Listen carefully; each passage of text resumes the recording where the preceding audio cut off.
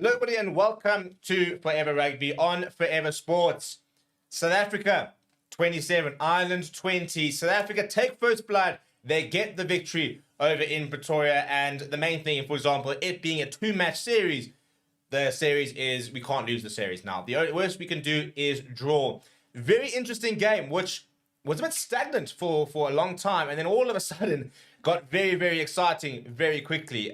So many tries right towards the death of the game. A bit of a scare for the Boks. Some late yellow cards. I mean, we saw no points between the 34 and the 64 mark, and then after that we saw 3 tries for the Springboks, 2 tries for Ireland. 5 tries within the last basically 15 minutes. It was absolute chaos. But in the end, the Springboks are standing tall, getting the job done. Massive shout out to the bomb squad, who, especially with that last try, that penalty try, for example, that was the moment really that won the game. So very, very interesting. And we're going to break the game down in just a little bit. But before we do that, make sure you smash a like on the video. Make sure you subscribe to the channel as well. Let's get into it, shall we? In terms of your timeline, the first points of the game came in the second minute. Phenomenal try from Currie, and we initially already saw, a very different South Africa on the attack. Going out wide, we saw Kwis, BITDEFENDER, finding styles in that wide channels. We shift towards the left. Kriel ran into some really good space. He's busy giving his man of the match speech at the moment. What a game from him. But he drew some space, popped it to Kwis, popped it to Arendse with a space, bang, inside of the debutant Jamie Osborne, and he goes over. Andre Pollard as the extras, perfect start. We then concede a try. Sorry, conceded a penalty a few minutes later, and Kriel makes it 7 points to 3. Before we then start to grow into the game, we had lots of very interesting moments. Kwis running over Robbie Headshaw, for example, the run down the wing for BITDEFENDER. We certainly looked a lot more multifaceted on the attack today, and Tony Brown's influence definitely started to come through, but weren't accurate enough. Two penalties in the half, and then a late penalty from Ireland meant that we went into half time 13 points to 8 up. So not a late penalty, that try from Osborne. Let's actually take a moment to look at that try, because it was a great try. Long pass out wide to Dan Sheehan, who basically just watched James Lowe come around and popped the ball in behind him. James Lowe right up against the touchline, threw it back to the debutant Osborne, who went over. Half-time, 13 points to 8. In a weird situation where, obviously, we had the lead, but it didn't feel like we'd capitalized on the way we had played. I felt we had played a lot better than the scoreline had suggested. And Ireland, maybe even characteristically, a bit poor. Second half was a proper arm wrestle in that first sort of 20 minutes. Pollard didn't have his kicking boots on, neither did Jack Crowley, actually, to be fair, throughout the game. But it all sort of came alive when James Lowe kept the ball inside. Oh, by the way, a disallowed try by James Lowe for an infringement at the ruck. That'll be an interesting one to keep an eye on during the week, whether people do sort of debate that one. But a few minutes after that, James Lowe tried to keep a kick to touch from Andre Pollard in, and in doing so, put the ball back inside. Cheslin Colby was chasing. Cheslin Colby kicked ahead and scored a try. Massive moment in the game. Pollard added the extra 2, and all of a sudden, 20 points to 8. Conor Murray, however, struck back in the 74th minute after some great defense. There was a yellow card to the Boks, some great defense, and then just an inside ball. Ronan Kelly suddenly finding so much space. Good support play from Conor Murray, and all of a sudden, Ireland back in the game at 20 points to 15 with 5 minutes to go. But just 2 minutes later, well, actually, immediately from the kickoff, Sasha Montgomery goes deep. James Lowe makes a hash of it, knocks it back, then knocks it forward. 5-meter scrum, penalty try, massive moment in the game as well. And whilst it was a late try from Ryan Beard, a little too late. Final score, 27 points to 20. I'm exhausted just going through that again. It was very high octane in those last sort of 20 minutes. Let's look at the stats, shall we, and see sort of where the game was sort of won and lost. If we look at possession, for example, in the final 10 minutes, 80% with Ireland, obviously chasing the game. Overall, 50-50, in fact, throughout the entire 80. If we look at territory, 52% to 48%, so very even between the two teams. But this is what's interesting. Both scrums at 100%, so we kind of clutched up when we needed to. But overall, didn't have this kind of scrum dominance we wanted. In fact, that'll probably be a bit of a flag to raise during the week in terms of the fact we didn't get that scrum dominance. Irish lineup was not good. We started a lot of lineouts there, just 71%. On the other hand, the Backline at 92% looked a lot better. this is where it gets fun. Look at the attack stats here from South Africa. When were we ever going to predict that we had very similar sort of post-contact meters, more line breaks than Ireland? 172 passes for South Africa, 158 for Ireland. 114 carries from the box, 110 for Ireland, very similar. 183 post-contact meters for the box, 213 for Ireland. 6 line breaks to 3. Turnovers 1, 7 from the Ireland. The breakdown continues to be a bit of a concern for the box. 17 turnovers lost, and we just won the 2 turnovers. But penalties-wise, discipline, 9 penalties apiece, the 2 or yellow card each as well. Tackle completion, almost identical. 138 tackles made by the box, 141 from Ireland, both at 87%. Total kicks, 20 points, 21. I mean, it was incredibly even from a stats perspective, which is interesting. Kwis, by the way, topped the carry charts with 12 carries. Jesse Kriel with 10. If we look at the line breaks, Jesse Kriel 2, matching Currie Orenser. Tackles completed, BITDEFENDER with 18, by the way. Then Ty Byrne with 13, Franco Mostert with 12. We look at turnovers 1, Kellen Doris with 3, Bundy Aki with 2, Kwaka Smith and Malcolm Marks with 1 apiece. This for me is where JC Kriel was so impressive. 77 meters carried. The next best was James Lowe and then Currie Orenser. We mentioned defenders beaten, Cheslin Colby 5, Kwaka Smith 4, Delendi 3, James Lowe 4. The main thing I think from a Springboks perspective is it was very different to what we're used to. It was. And that's very promising in terms of how we're going to progress as a side. So let me know what you think of that performance down in the comments below. Smash like on the video, subscribe to the channel as well. And we're going to get into our player ratings. So if you are in the chat, I have put the player ratings up on the link on the description in the chat. So I've given you guys 6 minutes now to go and vote and get all of that sorted. So I'm hoping that you guys have voted. We're going to put that on the screen just very, very shortly. And basically how it's going to work is that first things first, I need nominations for man of the match. So what are we saying, people, for man of the match nominations? I'm going to start a poll saying who was your man of the match. My options, I'm going to put in JC Kriel. I'm going to throw in Cheslin Colby. Cool. I need nomination for man of the match, people. I've got 2 in JC Kriel and Cheslin Colby. I need more. So what do you guys think? Who are you guys backing for man of the match? Give me something here.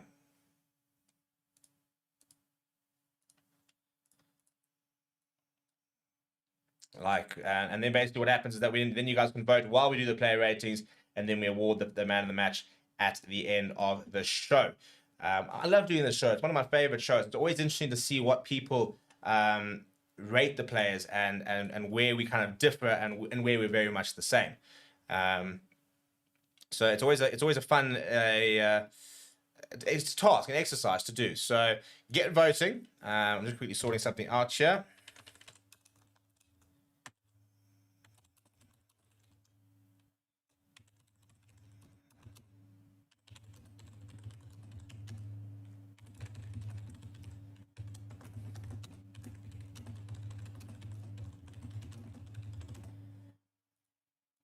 I'm trying to get that poll going over here. Have you guys got some nominations for me here? Where we at? Cheslin Colby, Kwaka played pretty impressively, says Donica Logenberg.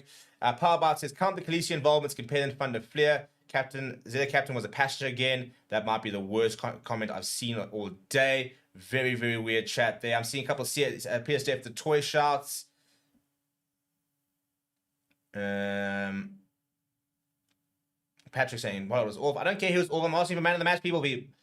I'm seeing a couple for Sia. Okay, Luke, just chill. I'm going to put you in a timeout there. Just chill. So I'm seeing Peter Steph Detroit. I'm happy to put in Peter Steph Detroit. I think he was solid. Eric Davison's thrown in Kellen Doris. I think he was pretty good for Ireland, to be fair. Anybody else throwing over there? Zonica mentioned Kwaka. Hirsch has put in Delendi. Albert says Sia was big. That's the second one I've seen for Sia. And Michael Tay has seen Sia Khaleesi was killer. So let's put in Sia Khaleesi. I am so excited with what I saw from Sia Khaleesi today. If we're going to use him like that as a human battering ram in the midfield, sign me up. All aboard the hype train. All aboard it. All aboard.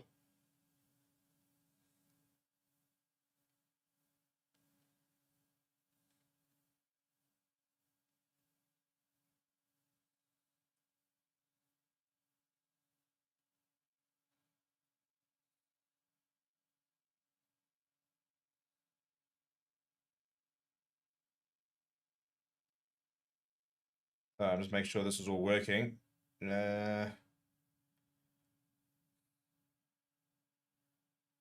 So those are the man of the match candidates. Go and vote. Go and vote. Let's. I want to see if we can get up to like 300, 400 votes. We haven't as many votes as I'd like in the last few ones. So I want to try and make sure we've got those votes sorted. So let me know who you're voting for, and we're going to go through the player ratings. So go and get those votes in on the player ratings as well. By the way, don't just sit there and you can throw them in the chat, but it becomes very difficult to just follow the chat in terms of where we're at. I need you guys to go and vote on the website, because that is the official player ratings. So yeah, don't just go and tell me in the chat, oh, you think it's a 7 or whatever. Go and actually vote on the website itself. And let me sort this out. I'm going to go to, just want to get the player ratings on the screen.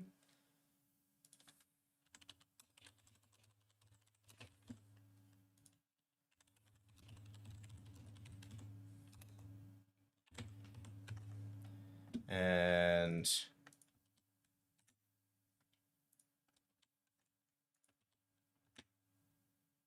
there we go, player rating show. And now I'll got all the bloody ads popping up here from other things. And we're going to add a source capture here.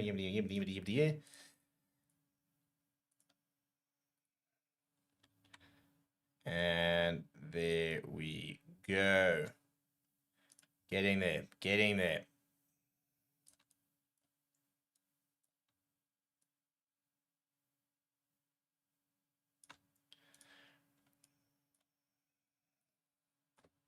Right, so if you haven't gone to the website already, that's what the player ratings look like. I'm going to go through 1 to 23, and we're going to give every single player a rating between 1 and 10. So in the meantime, yeah, go and vote. We've almost got 200 votes already on the player ratings. That's good to see. Good to see. Now let's go and get stuck into giving them a decision between 1 and 2. Oxen Chair. Let me just bring up some stats here. The official attendance, by the way, was 50,000 almost on the dot. So shout out to all of you guys that went to Loftus. Good work there, good representation. Looked like a very good vibe. Scooby reckons the boss got a lot of hometown decisions. Power by records, the ref was terrible. We're not rating the ref. I refuse to do that. It's far too it's just so unproductive to go and sit there and slander the refs and rate the refs and all that crap afterwards. So yeah, we're gonna go through the stats over here. Let's see what Oxen Chair is gonna get you. Oxen Chair had 3 carries, 7 tackles. I don't think he did anything wrong. I think it was pretty solid, to be fair to Ox. Scrums wasn't as dominant as I'd like him to be. I'm leaning between a 7 and a 6. Probably a 6. Maybe it sounds harsh, but I think scrummaging is what he's there for. I don't think we quite saw the dominance there today from him. So let's give him a 6. Interested to see what everybody else has given him. 6.9. Okay, so I've got a little bit lower. So he's averaged out to a 7, basically. I think if I had gone a bit higher, so it's not terrible.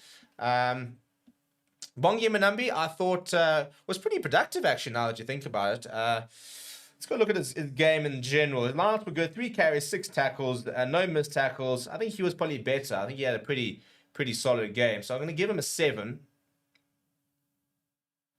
Yeah, it's averaged out to a 7 as well. So we're on the same wavelength over here. So good to see. Always nice when we're aligned.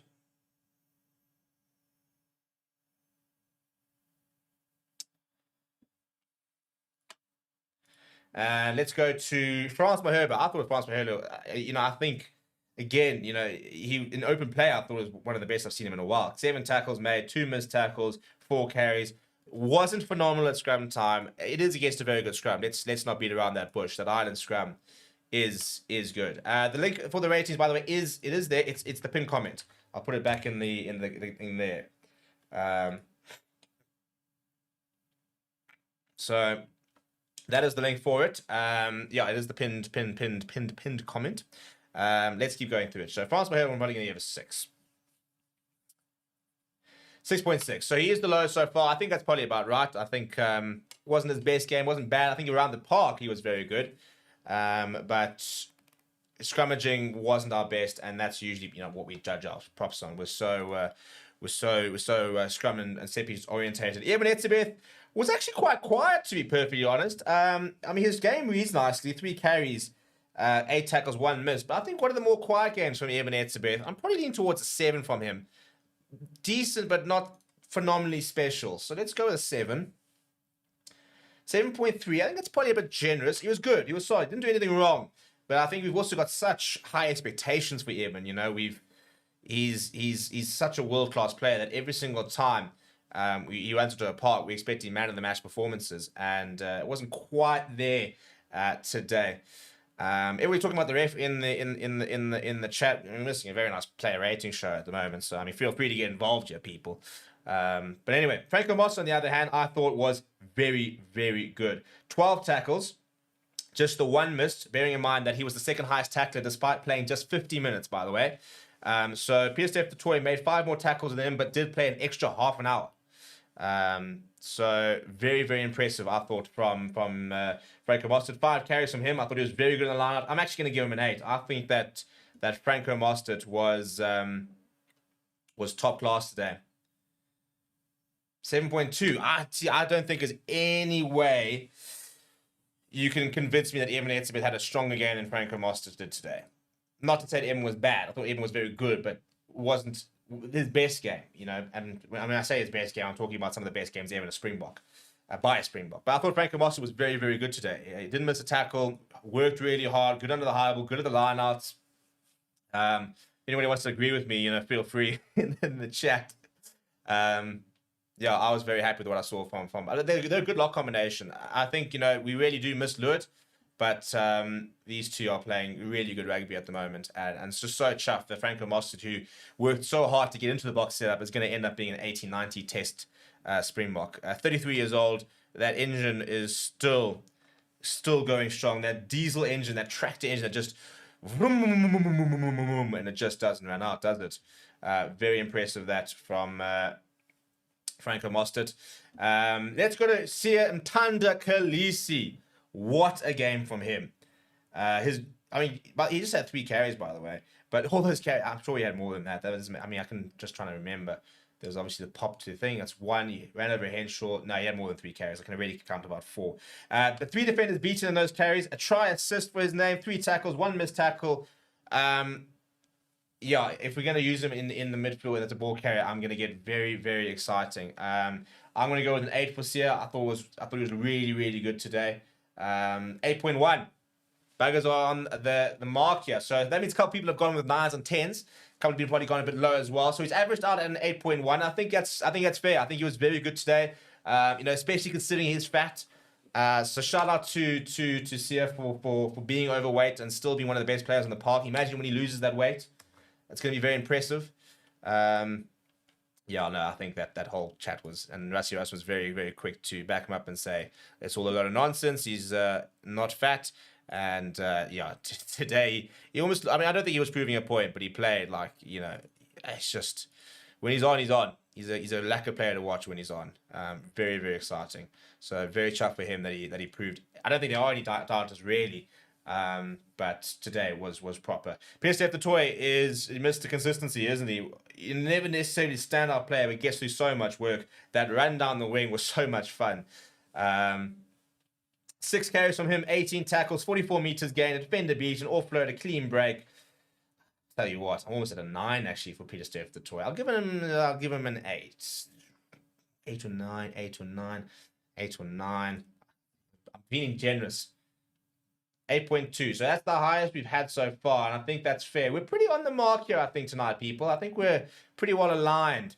I'm enjoying the fact that we are aligned, which is good to see. Let's go have a look at Kwagga Smith, shall we? He had a very mixed bag to Kwagga Smith. He made those errors off the kickoff. So there were mistakes. I still think he had a pretty good game. And it's always an interesting one because he is not an Evan Lewis, he's not a Quain Vermeulen, he's not a Jasper Wiese, but he affects the game. He had 13 carries, making 38 meters, 4 defenders beaten, an offload, 5 passes from him, 9 tackles made, not a single one missed, 1 turnover, 1 as well. So I thought it was a good game from Kwagga. Not an 8, but I don't think it was a bad game. I think that he was, those 2 early moments were obviously big moments. The second one, not as big as the first one, those 2 drops. But apart from that, I think he grew into the game very well. I'll be interested to see if he continues to start next week. He generally probably is a better bench player because he just brings so much energy. But I thought he was pretty good. So I'm happy to give him a 7. 6.7. Yeah, some people got a bit lower. Yeah, again, those mistakes, do sort of count against you in the end. Faf de Klerk, an interesting game, actually. I can't remember him doing much. Ball was not terrible. His box kicking wasn't bad either. Defensively, didn't have to do as much as I think he probably normally did. Probably wasn't the strongest game, but not a bad game. I had no gripes with that performance. I'm certainly not going to sit there and say he should be dropped, but nothing overly special. So I'll probably give him a 6. I always kind of go 6 as average.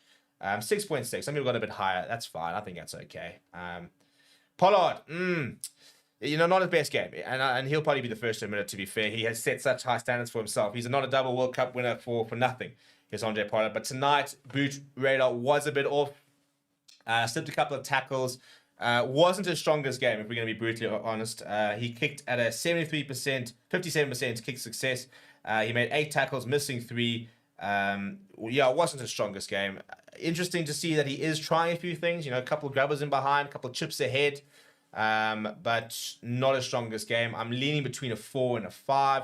We were very harsh on Jordan Hendrickson a couple of weeks ago. I think I gave him a 4 in the end.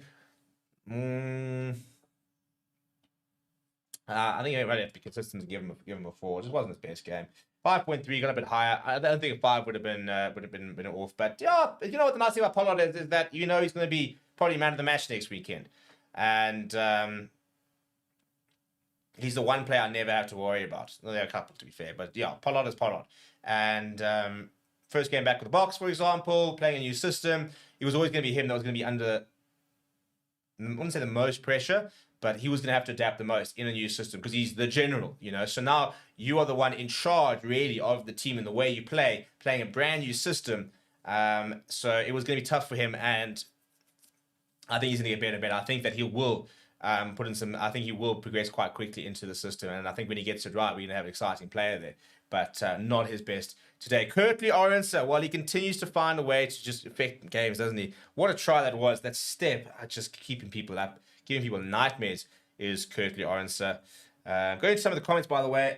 Jean Curtinel says, Kwaka is the best sub in the game. Nathan saying, Pollard was good in play, just bad with the boot today. And Theo Dupree said, Moni was trying to play like Moni. And Yo-Yo saying, I think that rating for Andre was about right. He wasn't the Iceman tonight. John Michael saying, attacking rugby, not for Pollard. If you're not going to attack the line, then leave the attacking rugby alone. I think he can play more attacking than what we've seen previously. He's not going to be a Moni Liebach, for example. You're not going to just suddenly become that overnight. But he'll get there. So Currie Orense is 3 defenders beaten, 2 clean breaks, obviously scoring a try, 61 meters gained. He was asked to make 2 tackles, missed just the 1. Give him a 7, I think.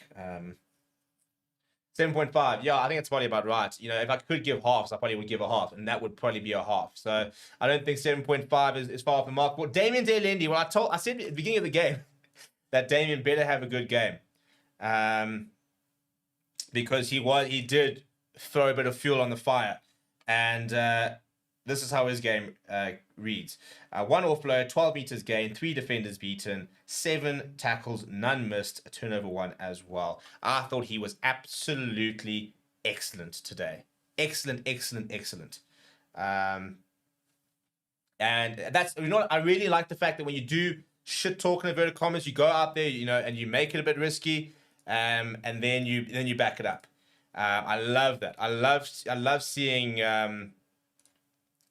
players being willing to go and put themselves up there and know themselves that they can back it up, that they've got the goods.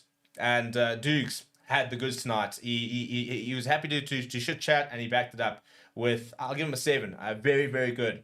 7.8, I think that's also fair. I was actually leaning towards an 8 to be fair. In fact, I'm going to give him an 8 because he threw it out there. Everybody's been going after him in the media, so I'm going to give him an 8. It still averages to a 7.8, which makes no sense. Might just not be averaging out there. Put some respect on my boy's name, JC Kriel. I mean, I thought his stocks couldn't get much higher after the World Cup. Then he had a great game against Wales, and you're sitting there thinking, he's not going to get much more credit, is he? Today, I thought he was absolutely brilliant. And running with ball in hand. You know, people spoke about the fact, JC Kriel doesn't pass. JC Kriel's not creative. He's not an attacking player. He's not Lekanyam. He's not Lekanyam. He'll never be Lekanyam. He's not going to do those round the back passes.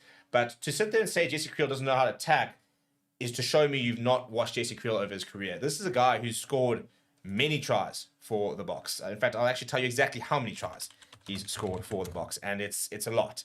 I think it's close to 20 tries that he has. He has 75 points,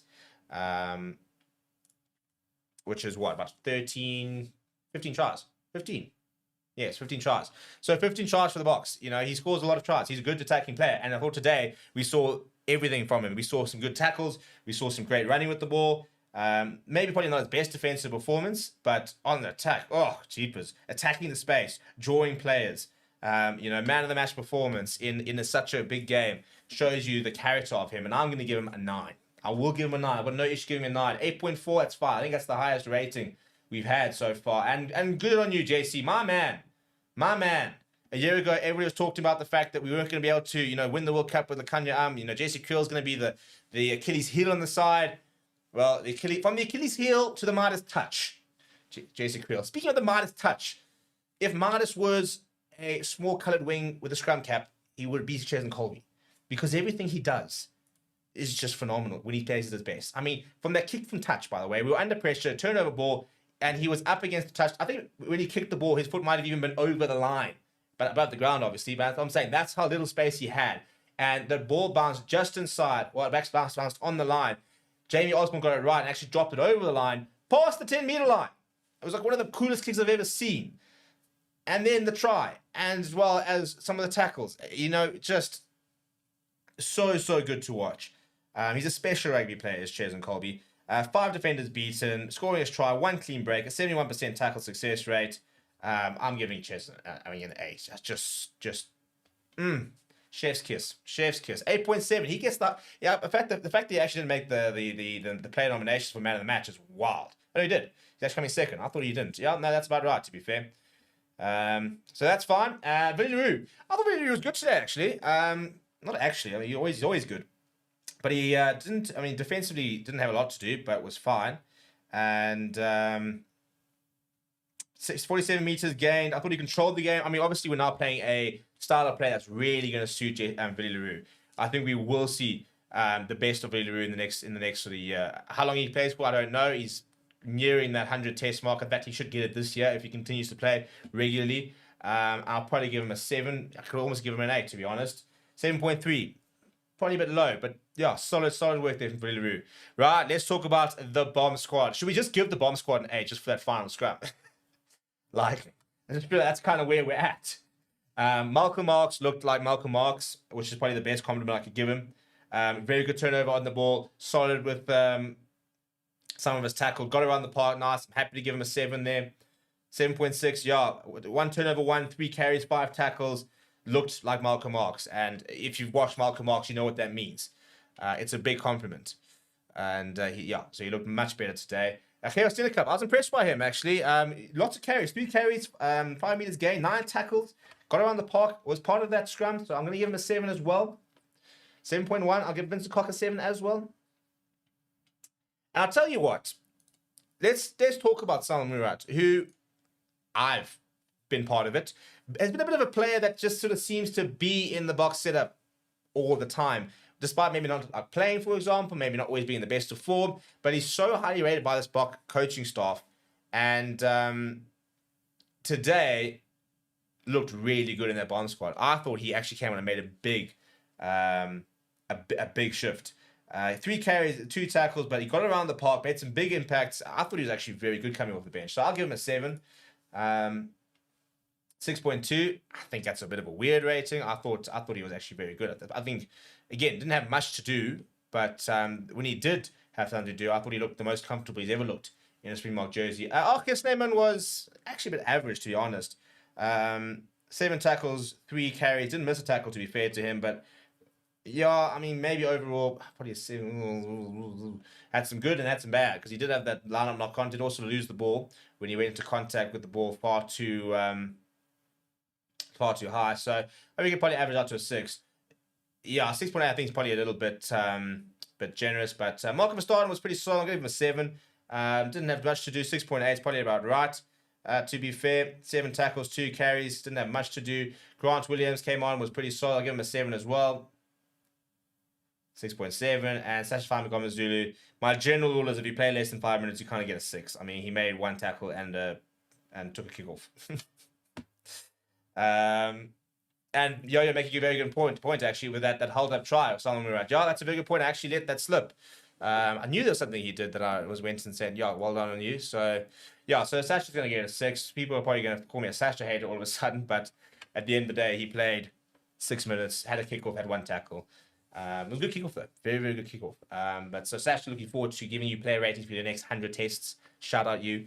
We're going to then close off the man of the match votes, by the way. You guys have almost 600 votes. So really good work with you people. Love it. Love it. Love the energy here. Love the energy. Let's keep the energy. Myron's saying perhaps we could rate the game plan. Oh, something we're going to add next week, by the way, is a Rusty Erasmus or coaches rating. And we're going to try, next week we're going to do the Irish team as well. And we're going to give Rusty Erasmus a rating out of 10, and in terms of the Springbok game plan, and he'll have to take the credit for what his various coaches did, because I'm not going to sit there and rate one dealer stick and go and look at the off the ball movement. I'm not going to rate Andy Edwards in terms of how fit we were. But at the end of the day, job done. Very much job done. Exciting times to be a Springbok fan, I think, because whilst I think we could have won that game a lot easier, we did beat Ireland, who are a fantastic side, and we did it whilst playing some very, very good rugby.